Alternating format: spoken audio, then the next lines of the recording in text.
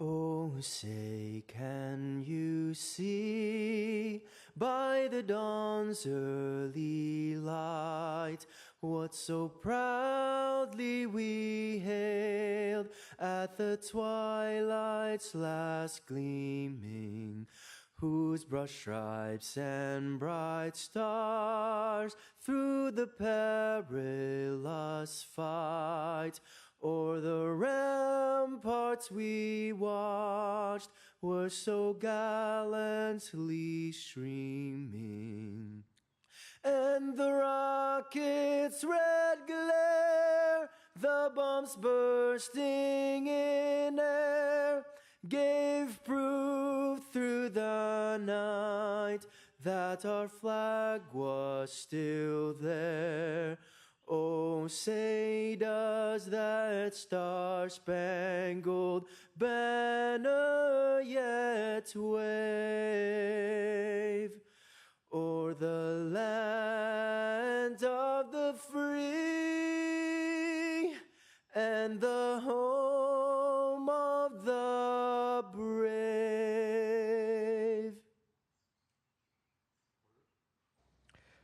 Retire the colors.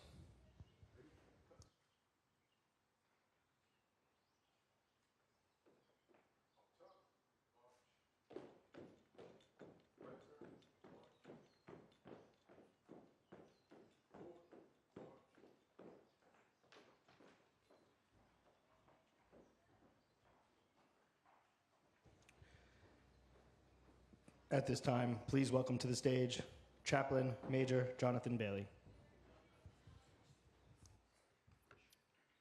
Let us pray.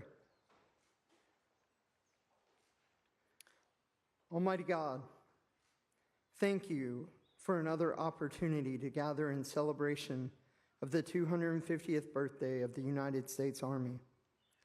For 250 years, the Army has stood up in defense of liberty and opposed tyranny in our land and throughout the world.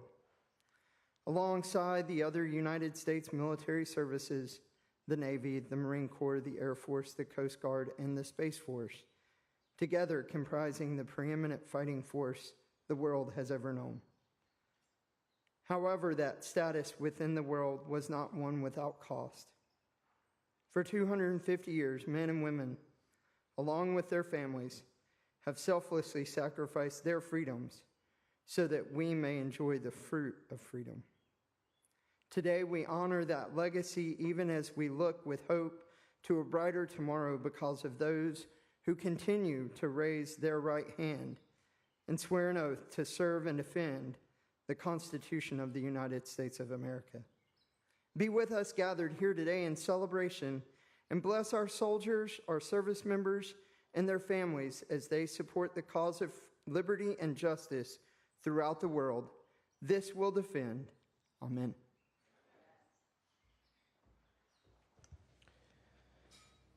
Now, please welcome to the stage Commissioner of the New York City Department of Veteran Services, James Hendon.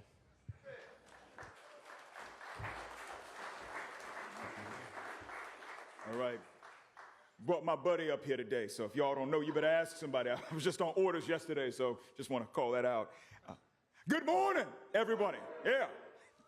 As was mentioned, my name is James Hendon. I serve as Commissioner for the New York City Department of Veteran Services. I'm also a proud member of the United States Army. It is an honor to join you here at Gracie Mansion as we mark a milestone 250 years in the making, the founding of the Army. We said this at Times Square on June 14th, the Army's official birthday. In addition to being the largest armed forces branch, and dare I say, the best. No offense to anybody else here. I see you back there, Colonel. You know, the Army is also the first branch, the oldest. This is effectively a celebration of the founding of the United States military, period. All dressed up and colored in Army green. Hooah! Hooah! We gather in celebration, but also deep reflection, because this moment is not just about the longevity of an institution. It is about the generations of people who have kept it strong. Those who have served, those who are serving, those who will one day wear the uniform, and those who love our soldiers. I'm talking about the families, separate from us, who wear or have worn this uniform. Can we please give our families a round of applause, everybody? Just give it up for our military families. Yeah. Now, I want to especially take a moment to call out our Gold Star family members. I'm speaking of anyone who has lost a loved one in military service, regardless of the branch. Combat, training, toxic exposure. Please, let's just separately give our Gold Star families a hand. Please. Yeah.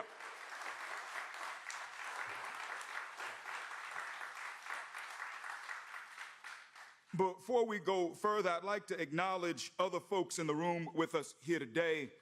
To Staff Sergeant Francisco Esporna, thank you for grounding us with a powerful rendition of our national anthem. To Major Jonathan Bailey Chappie, Garrison Chaplain, Fort Hamilton, thank you for your invocation and for reminding us that spiritual strength is a part of military strength. Yep. To New York City Deputy Mayor for Operations, Jeff Roth, my brother from another mother, y'all, you know, it's like, I'm Danny Glover, he's Mel Gibson, okay? You'll hear from him later. Thank you for always standing with our veteran and military community. Before Jeff went to leadership at City Hall, he was at DVS, and many folks here know him as Commander Emeritus of Joint Task Force Empire Shield and several other roles he fills as a colonel in the New York National Guard. Once DVS, always DVS. Let's give a round for Deputy Mayor Roth. Yeah. To Brigadier General John Lloyd, someone else you'll hear from, the senior active duty Army official stationed in New York City, commander of USAC's North Atlantic Division, the U.S. Army Corps of Engineers, North Atlantic Division, headquartered at Fort Hamilton. Sir, your leadership is a reminder that the Army's strength is not only in its might, but its mentorship, its discipline, and sense of duty. We are happy to have you. And then another one I want to call out on the Army side of this to Lieutenant Colonel John Rocky Rhodes, Commander, U.S. Army New York Recruiting Battalion, the best recruiting battalion in the entire Army. Just want to call that out. Thank you for stewarding the next generation of soldiers, those who have answered the call, not for glory, but for purpose. Rocky and his team, your work starts the cycle through which our community thrives. And then I'd be remiss if I didn't say the wind beneath Rocky's wings is a young lady named Catherine Laporte, marketing director for the Army's Recruiting Battalion. I want to acknowledge her here too. Y'all, this event doesn't happen without the hustle behind the scenes of Catherine. Thank you, Mrs. Laporte. Acknowledging other military leaders with us here today, civilian aide to the Secretary of the Army for the State of New York, the Honorable Ron Schindel. Yeah. Army Reserve Ambassador for the State of New York, the Honorable Gary Port. Commander, U.S. Army Reserve 353rd Civil Affairs Command, Colonel Clifton Kyle. Commander, U.S. Army Garrison Fort Hamilton, Colonel Misty Cantwell. Commander, Marine Corps 1st District, I see you back there, sir, Colonel David Nickel. Commander, U.S. Coast Guard Sector New York, Captain John Andrachik. Let's give a round to all of our military leaders. If I didn't say your name, charge to my head, not my heart, please. Recognizing our leaders in government, along with Deputy Mayor for Operations, Jeff Roth. Y'all know we said he's Army National Guard. I also want to call out our first Deputy Mayor, Randy Mastro, Executive Officer, the Deputy Commander for this entire city operation. Let's give Deputy Mayor Mastro a hand. Yeah.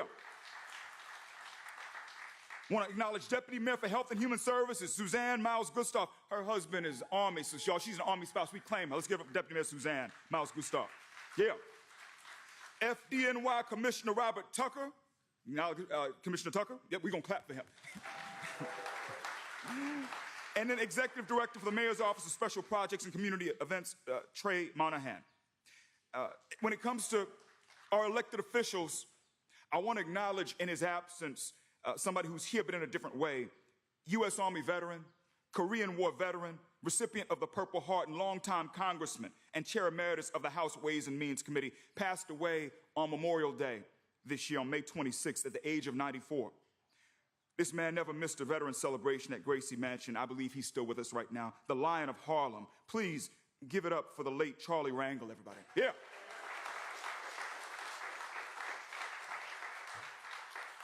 And to our honorees, Victoria Dingle, you've been endlessly gracious in opening the doors of the General Society of Mechanics and Tradesmen, always making space, literally and figuratively, for veterans to gather, learn, and grow. Acknowledging her. Want to acknowledge Staff Sergeant Michael Tapia. Your service embodies the Army values in word and in deed. Sergeant Tapia is with the Army Recruiting Battalion. Ms. Dingle is Executive Director, General Society of Mechanics and Tradesmen. future soldier Cody George from the boogie down Bronx from my borough. We see you, we salute your courage, and we stand behind you through all stages of your journey. What lies ahead? And then Buddy Velastro, the cake boss, thank you for using your gifts to bring joy to the military families near and far, joy to their bellies, joy to their soul. I'm gonna call out Buddy. Going behind the scenes, I want to acknowledge people from our team, anyone from MOSPE, from the Mayor's Office of Special Projects and Community Events. Raise your hand. Anybody from MOSPE, put your hand up. Trey Monahan's crew, the folks who put this whole thing together. Thank you, MOSPE. Also want to acknowledge our team from the New York City Department of Veteran Services. Anybody from DVS, put your hand up if you're DVS. A lot of folks in the background doing things. Want to acknowledge by name Cassandra Alvarez, Chief of Staff, Chuck Rivera, Press Secretary, and Nicole Orlando, our Director of Veteran Transition. Let's give DVS a round, please. Yeah. All right, we've acknowledged all who are here. Now let's pay homage to those who are not here. As you entered this space, you may have noticed a special table. It is reserved to honor our missing men and women. The empty chair represents Americans who were or are missing from the armed forces, all with us in spirit. The table is round to show our everlasting concern. The cloth is white, symbolizing the purity of their motives when answering the call to serve. The single red rose reminds us of the lives of these Americans and their loved ones who keep the faith. The yellow ribbon, it reflects our uncertainty, our hope, our determination to bring these missing service members home. The lemon recalls their bitter fate. The pinch of salt, it embodies tears of waiting families. The candle is our light of hope. The Bible, our spiritual grounding. The glass is inverted because they cannot toast with us and the chair is empty. Let us hold a moment of silence in their honor.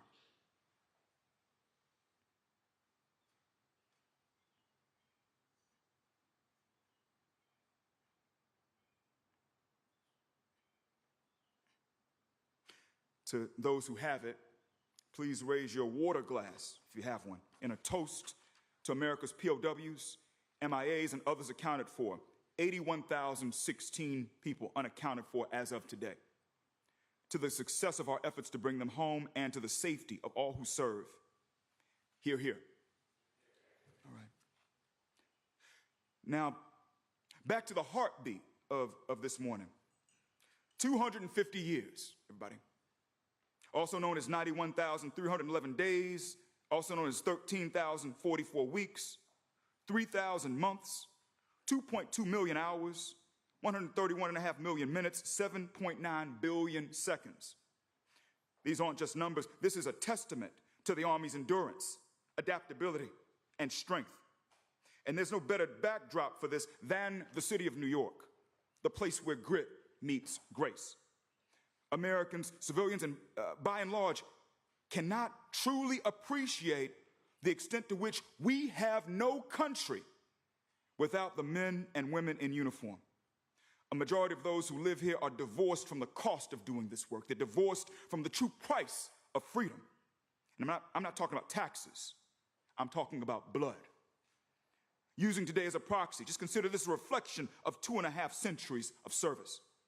According to the Census Bureau, only 6.1% of living Americans have served in the military. 0.4% serves on active duty, per the DOD.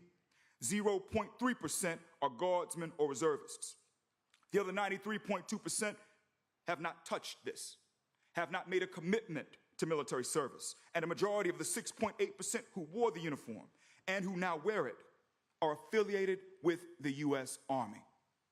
5 DOD branches, just under half of the force falls under one branch, and that is you, green suiters. Active duty, guard, reserve, 951,000 out of 2 million people. We are 47%. Not only are you the oldest, you're the largest, you're the center of gravity and the heartbeat of the Sentinel community.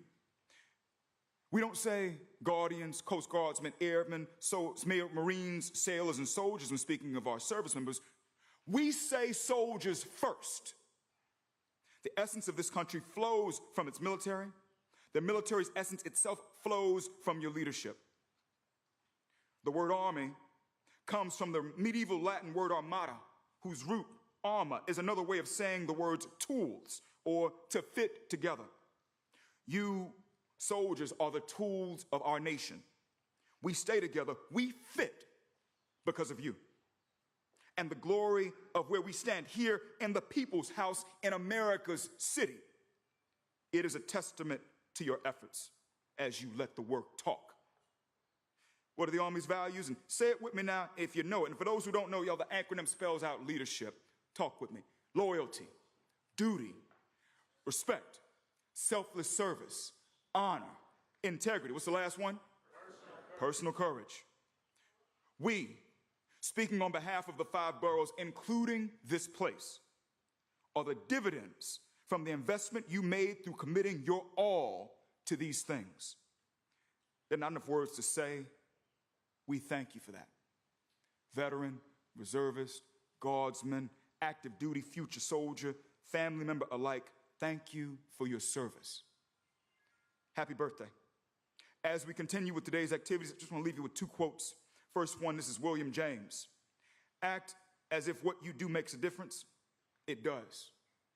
The work that you do every single day as a soldier and did as a soldier, it makes a difference. Please know that. The second quote, this is Aristotle. We are defined by what we do repeatedly, therefore excellence is a habit, not an act. I want to say that again. We are defined by what we do repeatedly, therefore excellence is a habit, not an act. If you forget everything I say this morning, please remember, all of you are the living embodiment of excellence.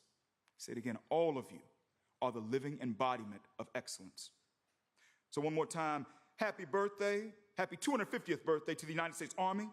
God bless you, God bless the city of New York, and God bless America. Please enjoy the rest of the festivities.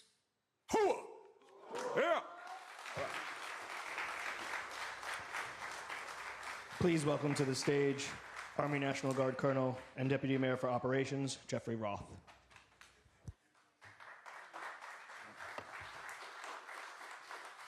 No one ever wants to be the guy or gal that follows Commissioner Hinden in a series, but here we are. Thank you, Commissioner. Really appreciate you, and you all make 250 years old look really, really great. But as mentioned, I wear 2 hats these days, one as a colonel in the Army National Guard and the other as Deputy Mayor for Operations. To the sergeants major in the room, no, I don't have a shaving profile, but the beard will be gone before my next drill. But people often ask me what military service and city operations have in common, and Commissioner, you said it beautifully, our values. New York's and the Army's are deeply aligned: perseverance, loyalty, grit. But the value I keep coming back to time and again is readiness. New York never stays still. It's dynamic, it's demanding, it's unpredictable, and it requires us to be ready every single day for whatever comes next. For generations, the Army has been part of that readiness. For over 150 years, New York's harbor was protected by an extraordinary network of Army forts: Hamilton, Wadsworth, Totten, Schuyler, Slocum, Hancock, and the Brooklyn Army Terminal. All stood guard over the city's waters. These weren't just outposts, they were symbols of national strength at the gateway of America. And as the city has changed, they have too. Fort Hamilton, good to see you, Colonel Cantwell, our garrison commander, one of the oldest continuously garrisoned military posts in the United States, served as a recruitment center during the Civil War and a staging ground in both world wars. Today, it's the only active duty Army installation in New York City and also a designated historical landmark, a standing testament to our history as well as to where we're going. It houses the Army Corps of Engineers, the National Guard, and supports missions that meet not just foreign threats, but increasingly the modern threats of floods, hurricanes, wildfires, terrorism, and pandemic. And the New York District of the U.S. Army Corps of Engineers, with roots dating back to the Revolution, still plays a crucial role in protecting our harbor, maintaining infrastructure, and strengthening coastal resilience. I had the honor of commanding Joint Task Force Empire Shield, based at Fort Hamilton, created in the wake of 9/11. Empire Shield has responded to Ground Zero, protected transit hubs, and patrolled our subways and trains, ensuring New York stays protected no matter the threat. The Army's legacy touches every borough and every neighborhood in this city. In Jamaica, Queens, the 258 Field Artillery served as General Washington's honor guard at his first inauguration as president, and has fought in nearly every American conflict since the War of 1812. In Lower Manhattan, the 69th Infantry, the Fighting Irish, with battle streamers from First Bull Run, Antietam, Fredericksburg, and Gettysburg, still marches proudly every St. Patrick's Day. And in Harlem, the legendary Harlem Hellfighters, the 369th, served with extraordinary valor in World War I, fighting longer than almost any other U.S. unit while breaking barriers at home. These units and their soldiers right here from New York City remind us what service truly means: to run toward the challenge, to stand watch, to be ready. The threats we face as a nation, state, and city continue to evolve, and so must we. But the values we carry, perseverance, grit, loyalty, remain constant, and those values are worth celebrating. Our next speaker shares them. He's worn the blue uniform and brings a deep spirit of service and can-do attitude to City Hall every single day. Please join me in welcoming the 110th Mayor of New York City, Mayor Eric Adams.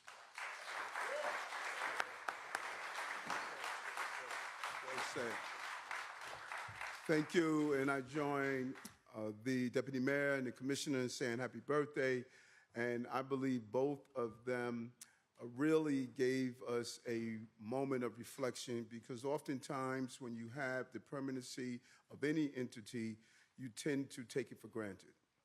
And when you look at the roles of our military servicemen and women, it's important to understand it's the foundation that make us who we are, but specifically the Army, who we are acknowledging today. 250 years is a significant moment.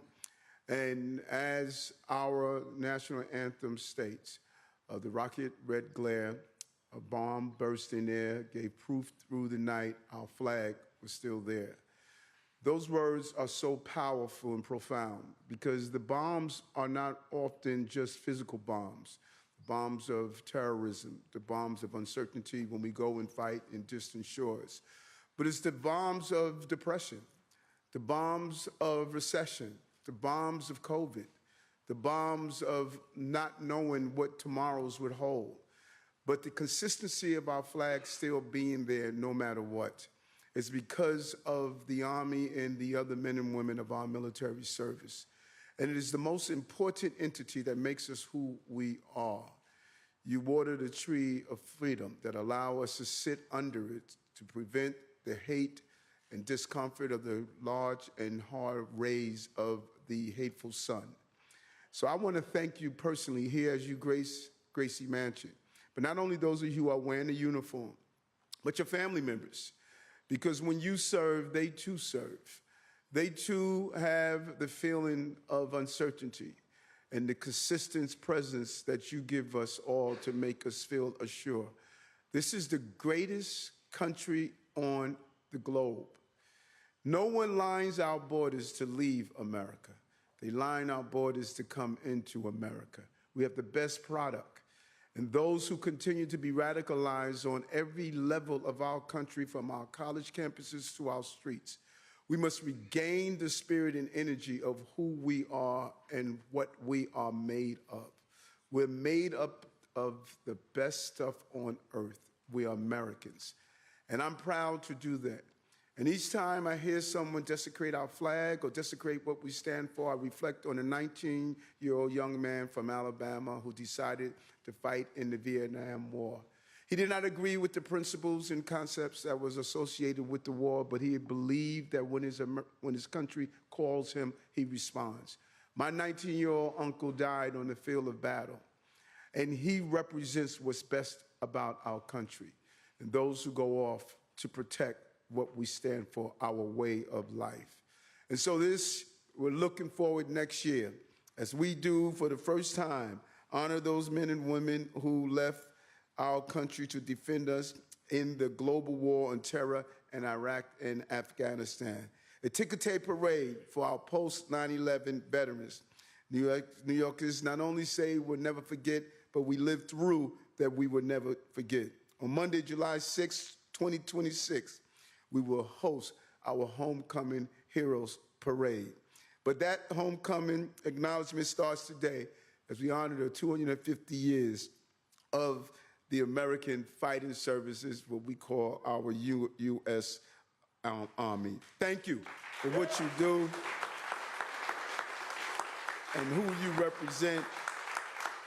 And at this time, I want to welcome Brigadier General John P. Lloyd and Lieutenant Colonel John Rocky Rose, who I'll present a proclamation to.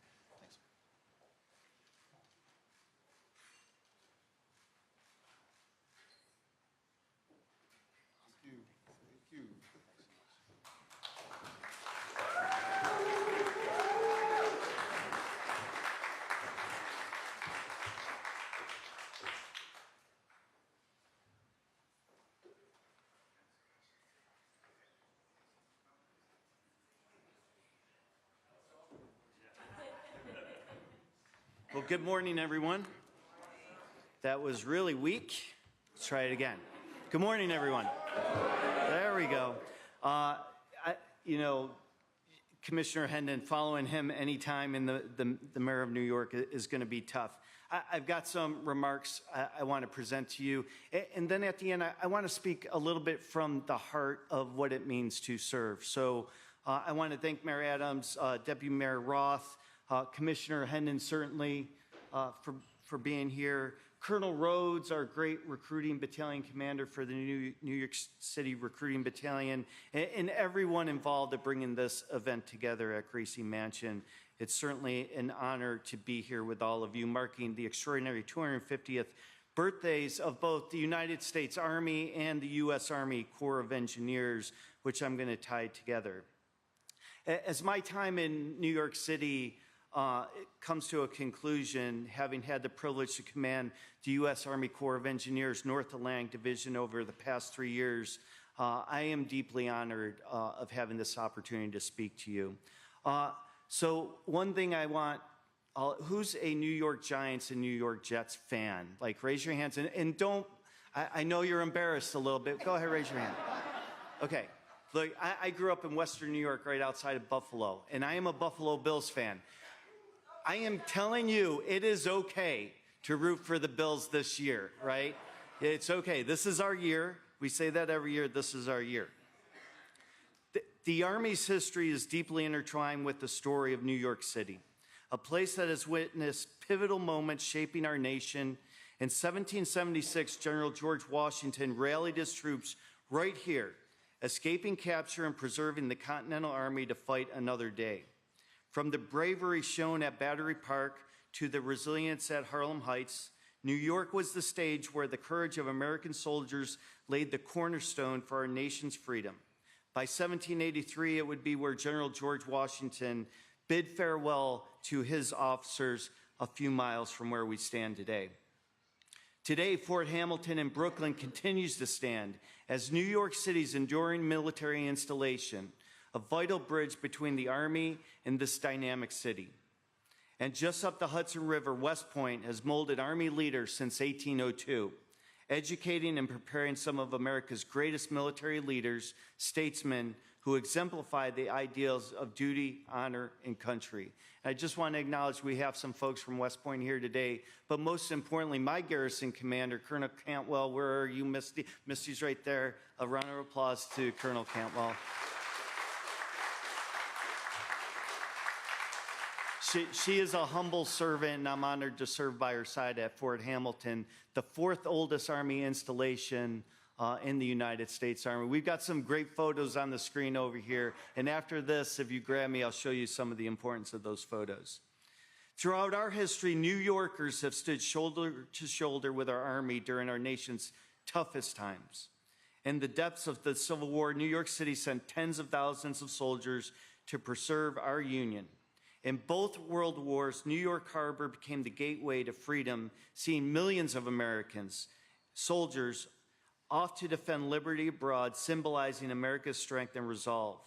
The U.S. Army Corps of Engineers, where I'm humbled to serve, founded by General George Washington's appointment of Colonel Richard Gridley as the first chief engineer 250 years ago, has played an equally profound role here in the city. USACE's legacy of innovation and dedication was vividly demonstrated following 9/11, when the Corps' team proudly joined first responders at Ground Zero to help manage debris removal and rebuild essential infrastructure, reinforcing hope and resilience in a grieving city. Following Hurricane Sandy, USACE's engineers and construction teams again stepped up, rebuilding beaches, constructing protective dunes, and reinforcing our neighborhoods to face future storms confidently. Today, we continued that legacy through projects like Fire Island and Montauk Initiative, dedicating to protecting communities across Long Island from coastal threats. One of our most visible recruiting symbols, the Times Square Recruiting Station, highlights USACE's ongoing role in supporting military readiness and all our recruiters who stand here today. The Corps proudly maintains and cares for this iconic facility, representing Americans' commitment to attracting the next generation of leaders. But it is only a building, and without the recruiters who are amongst us today, it would be nothing but a building. So thanks to all of them, and a round of applause. Our ongoing innovation projects, such as Staten Island's Advanced Coastal Defense, underscores our relentless commitment to the safety and well-being of every New Yorker. We maintain essential waterways, ensuring safe navigation and thriving commerce throughout the New York Harbor, exemplifying our unwavering dedication for both environmental stewardship and economic vitality. And we couldn't do that without our partners. John, I see you standing there in the Coast Guard, who's a great partner, and a round of applause for our Coast Guard.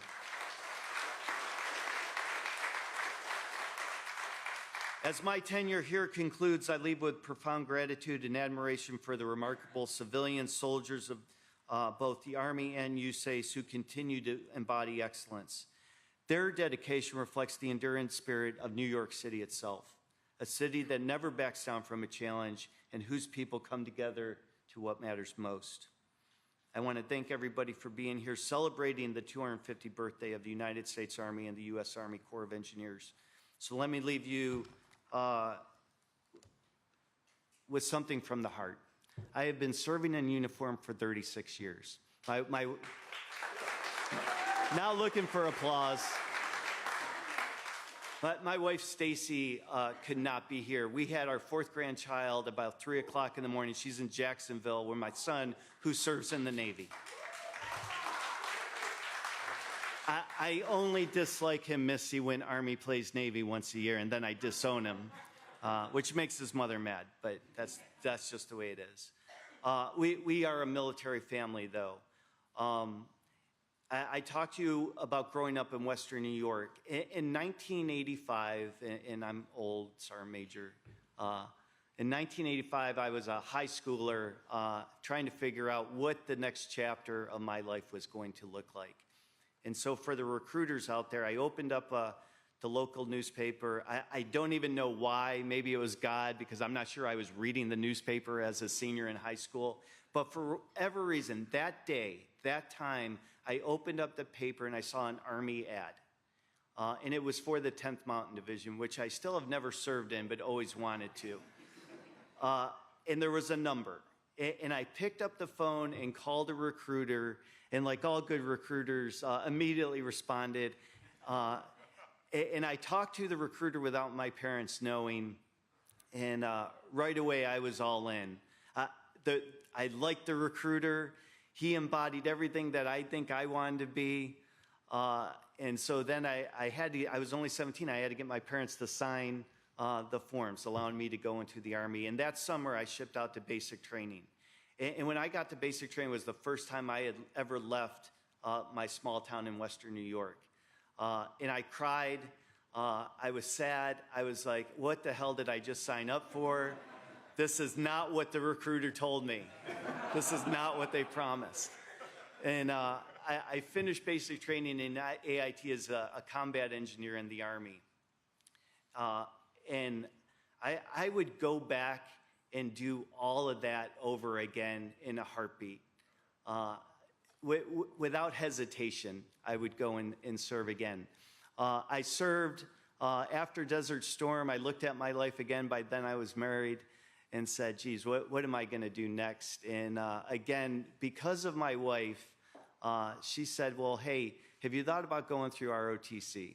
And I had never wanted to be an officer. I didn't, think about that.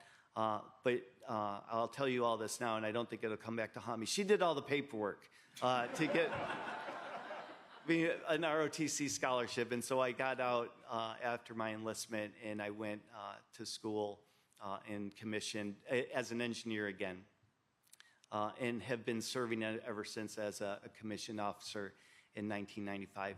For the recruiters, I never thought I would go from private to general, and every day I pinch myself just getting to serve in uniform in the most excellent institution in the entire world. Regardless of whatever you hear in the news, it is an amazing institution with a lot of opportunities for young people. And I certainly would do it over again. Two last things. I was recently in a location that I can't disclose. And I went to this location that was really far out in the middle of nowhere. And I met with two young soldiers. They were E4s. And they were working in a radar system. And their responsibility was to look at a screen for 12 hours a day and look to see if missiles were going to be inbound to a location that I won't disclose either. These E4s I talked to had recently, with their radar system, shot down one of the Houthi missiles. For me telling you this story, this doesn't happen every day, but this is what soldiers sign up for, to go live somewhere in the world, do a job 12 hours a day, and they are responsible, these 18-year-olds, for shooting down missiles, and they are amazing young men and women that do that. That is our military. That is the sacrifice that they do every day, and I couldn't be more prouder, and I want you to be as proud as I am, not just for the Army on our birthday, but all the military that serves every day. It is an incredible sacrifice. But more importantly, are the families that allow us to go do that. Deploying was never easy, but Sergeant Major, deploying to me was easy. Leaving my wife home with two little kids to endure that, man, I married a good woman. I will just tell you that. The last thing I want to do, Cody, where's Cody? Cody, come out here.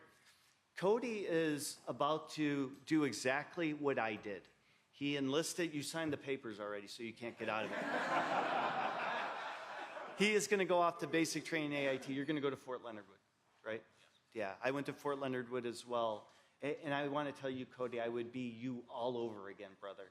I would do it all over again. He's going to be an engineer. I'm so proud of you. Here's one of my coins, Cody. Thank you all. Be all you can be.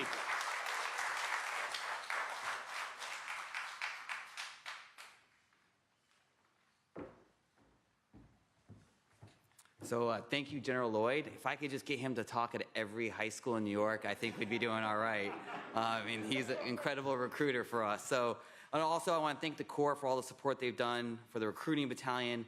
If you guys just wait till you see what Times Square looks like in about a year, that recruiting station, he's got something special in store. And also thanks for the other 33 recruiting stations in the New York City area. The Corps of Engineers maintains all those little stations you see all about.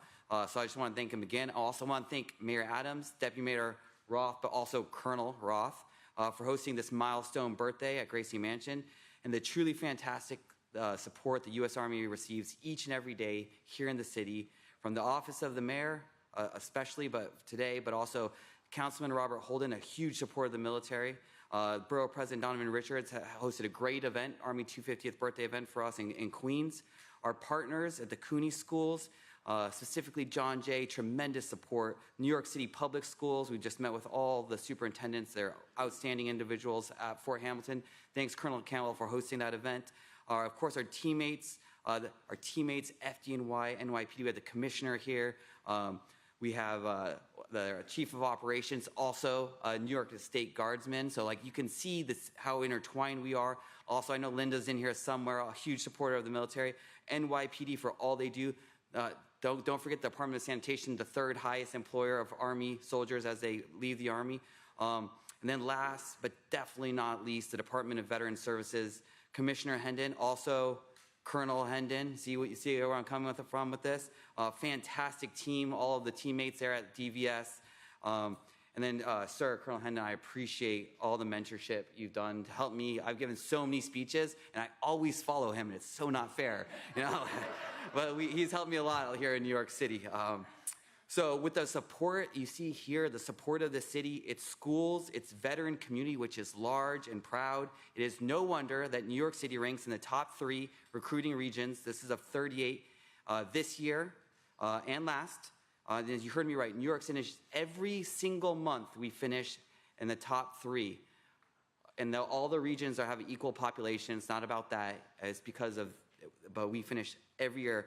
In 2025, right now we're in the top 3. Most months we are either first or second in the country. And it is quite possible that when this fiscal year ends on 1 October, that New York City will be number 1 on the podium. We're only 1% behind Dallas, and no one likes Dallas, so we got them. Now, yeah, we are only 1 of 4 battalions to achieve its recruiting missions in 2024, again, from the support of this community. And we are on pace in 2025 to shatter the all-time recruiting record. And we are expected this year, we're on pace to finish 500 future soldiers ahead of our mission and break any record that's ever been. So that is all here because, and thanks to you for that, for what you guys do for us. So thank you very much. Yeah. And what you're about to see here is true, that the #1 reason a young person joins the military in New York City is because a person of influence tells them that they should, and they trust that individual. So your mission as you leave here today is find those individuals. You guys know the Army, you know the military, and if you know a young person that this is the right fit for them, help us help them, all right? And then these accomplishments are only possible because of the hard work and mentorship we mentioned, the patriotism of the city, which is unrivaled anywhere in this country since 9/11. I know I have served in every corner of this country, all right? Nowhere is it more patriotic than New York City. And it's also because of the desire of the city's youth to do something meaningful with their lives, to be leaders, to be all that they can be. Finally, when the soldiers we enlist complete their term of service, or retire to the Army, or join the reserves or guard, as you have seen, they overwhelmingly return to this city. They become bankers, professors, teachers, but more than anything else, our returning veterans join the city's workforce. The city, its soldiers, its veterans are intertwined. FDNY, NYPD, sanitation, they're predominantly and largely composed of soldiers and other service members that are either have retired, have left their initial term of service, or are actively serving in the New York Guard or Reserves.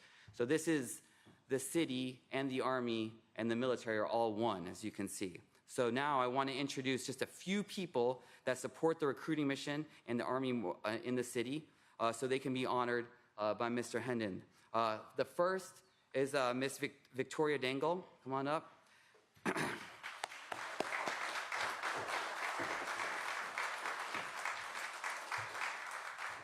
She's a native New Yorker from Inwood here in Manhattan.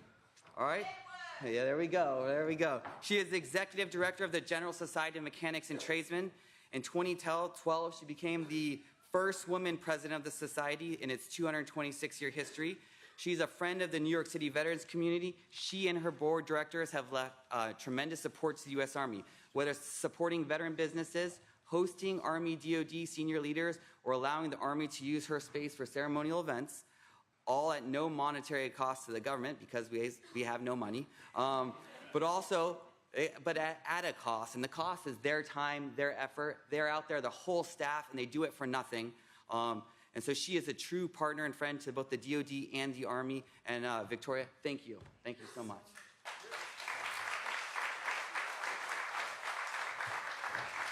All right, next, I want to introduce Staff Sergeant Michael Tapia from Jackson Heights, Queens. He's a trained signal operations support specialist, but currently he's a recruiter, detailed from the Army to recruit in his old neighborhood. All right, Sergeant Tapia is one of the top 10 recruiters in the Northeast. He enlisted over 50 soldiers since arriving in New York City. His accomplishments were so high, he earned a meritorious promotion from sergeant to staff sergeant just recently. And more, but it gets better. More importantly, Sergeant Tapia has become a role model for young adults in his community, the community he grew up in. All right, he organized a toy drive for young adults, and he organized a toy drive in this holiday season, giving out dozens, hundreds of toys.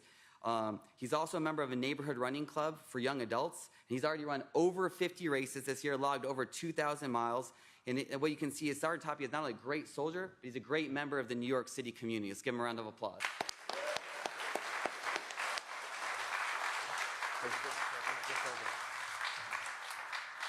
All right, and as already mentioned, we got the future General Lloyd coming up here. Come on, Cody.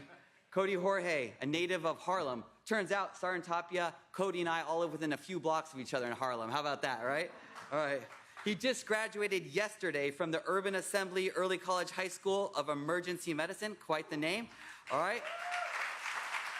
While there, he enrolled in an EMT course at Borough of Manhattan Community College. He also joined the 5th Precinct's NYPD Explorers, and he excelled and demonstrated a passion for public service throughout his high school experience and for emergency response. He's going to go to John Jay right here in New York City, all right? He's joined the reserves. He was inspired to serve. This gets to my point because his cousin served. His brother is now in OCS for the Navy. And so he's following his family legacy. Inspirational people all around him here in New York showed him the way of service, and he's done that already as a high school student.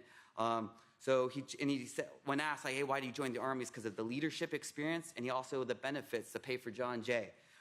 So we wish him the best of luck as he ships at 17 July to Fort Leonard Wood to begin his engineering journey. So thank you very much.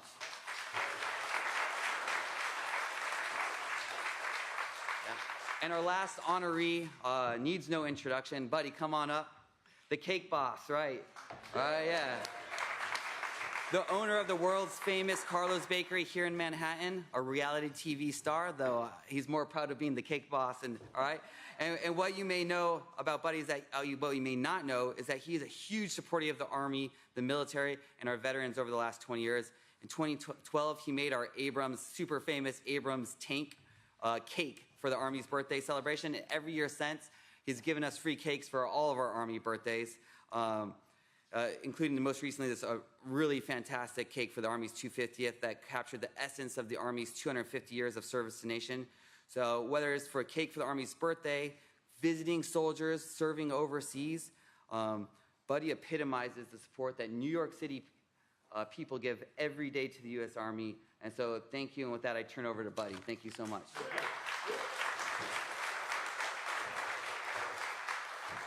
Hello, everyone. Good morning. Well, I got to say, it's just truly an honor to be here, and it's going to be hard to top some of these speeches, you know? I was getting a little nervous because I don't ever write a speech. I just talk from the heart. I've always been kind of see what you see is what you get. And for me, I do what I do for the Army or for any of the veterans or any of the branches of military because it's, for me, it's my way of saying thank you. Thank you, guys. I've traveled the world. And although the world is beautiful, there's no place like America, right? And these men and women sacrifice and serve so that we can live in America in the way of life that there's nowhere else on the planet like. Trust me. And I've visited bases, and these men and women go to different parts of the world. They put their lives at harm. The family served. My brother-in-law actually served in the first Gulf War, and him and my sister were married. They had to postpone their wedding because, you know, he was deployed. So they had to switch the wedding date. So we lived it as a military family. So for me, I'm so humbled and honored to be here. And I just want you, everybody, to know how much we thank you. Thank you for your service. We thank your families for your service. And it's just truly an honor to be here today. So thank you so much.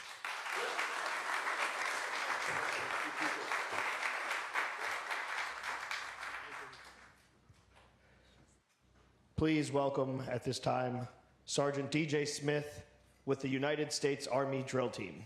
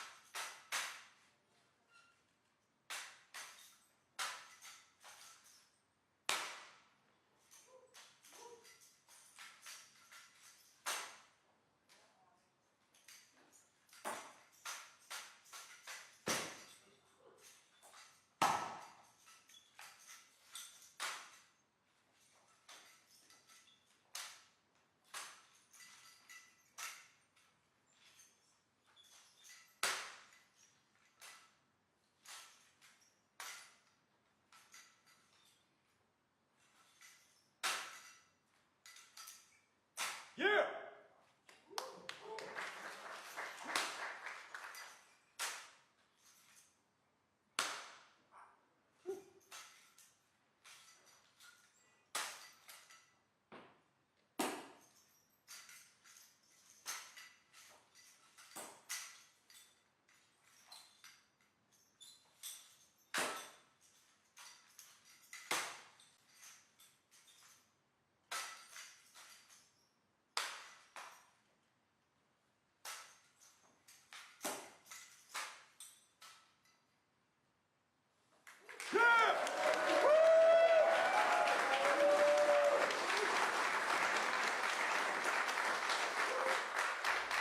Please welcome back to the stage singer and guitarist, Staff Sergeant Francisco Asporna.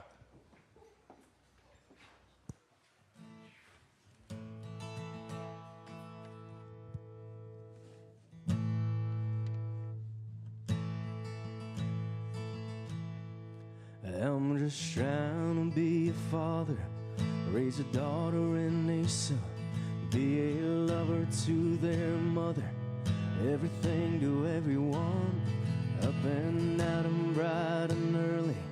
I'm all business in my suit. Yeah, I'm dressed up for success, my head down to my boots, and I will always do my duty, no matter what the price. I've counted up the cost, I know the sacrifice. Oh, and I don't wanna die for you, but if dying's asked of me, I bet I cross with honor, 'cause freedom don't come free. I'm an American soldier, an American. Beside my brothers and my sisters, I will proudly take a stand. When liberty's in jeopardy, I will always do what's right. I'm out here on the front lines, sleep in peace tonight. American soldier, I'm an American soldier.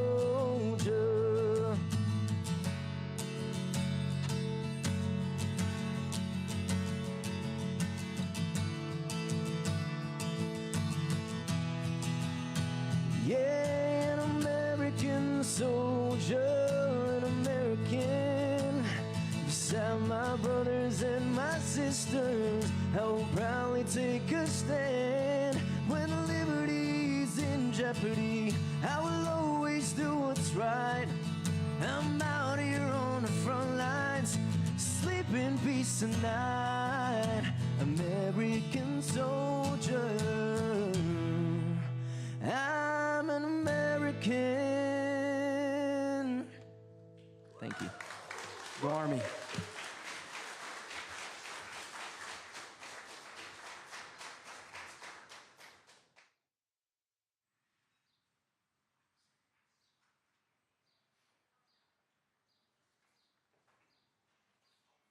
All right.